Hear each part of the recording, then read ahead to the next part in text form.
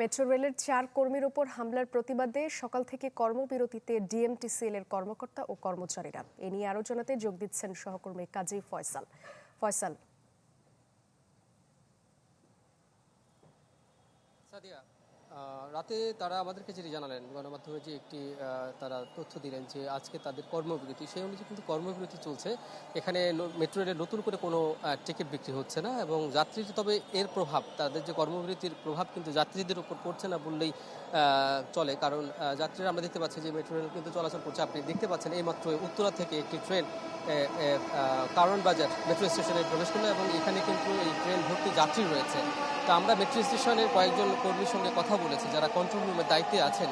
তারা আমাদেরকে জানিয়েছেন যে মেট্রো রেলের যে কর্মবিরতি চলছে সেটি কিন্তু যাত্রীদের উপর প্রভাব পড়ছে না, যাত্রীরা নির্বিঘ্নে চলাচল করতে পারছে। তবে বলা যায় আজকে যাত্রীরা যে চলাচল করছে একেবারেই ফ্রি।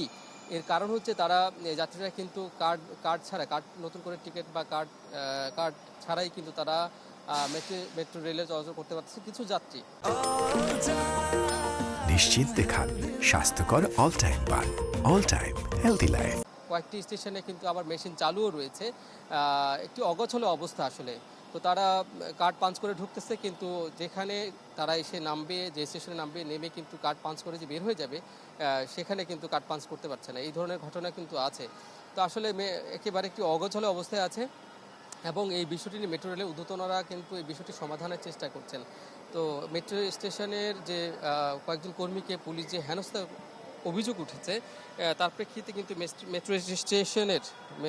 মেট্রো রেলের কর্মীরা 6 দফা দাবি দিয়েছে। তারা বলছে যে এই ঘটনায় পুলিশের যে একজন কর্মকর্তা এসআই মাসুদ, তাকে স্থায়ীভাবে বহিষ্কারের তারা দাবি জানিয়েছে এবং বলছে যে কনস্টেবল রেজনুর এবং ইন্সপেক্টর রঞ্জিতকে তাদের শাস্তি দিতে হবে এবং প্রকাশ্যে তাদেরকে ক্ষমা চাইতে হবে। এছাড়া তারা বলছেন যে যাত্রীদের নিরাপত্তার জন্য নিজস্ব সশস্ত্র বাহিনী, মেট্রো রেলের জন্য আলাদা বাহিনী গড়ে তোলার তারা কথা বলছে এবং এমআরটি পুলিশকে এই মেট্রো স্টেশন থেকে সরিয়ে দেওয়ার কথাও কিন্তু তারা বলছে। তারা এই দাবিটি তারা জানিয়েছে এবং তারা বলছে যে স্টেশনে দায়িত্বরত সিআরও, টিএম, স্টেশন কন্ট্রোলার সহ অন্যান্য সকল কর্মীদের শতভাগ নিরাপত্তা তারা চান এবং তারা চান যে অফিসিয়াল পরিচয়পত্র ছাড়া এবং অনুমতি ছাড়া কোনো ব্যক্তি যেন মেট্রো স্টেশনের পেড জোনে প্রবেশ করতে না পারেন, সেই বিষয়টি নিশ্চিত করা কিন্তু কথা বলছে।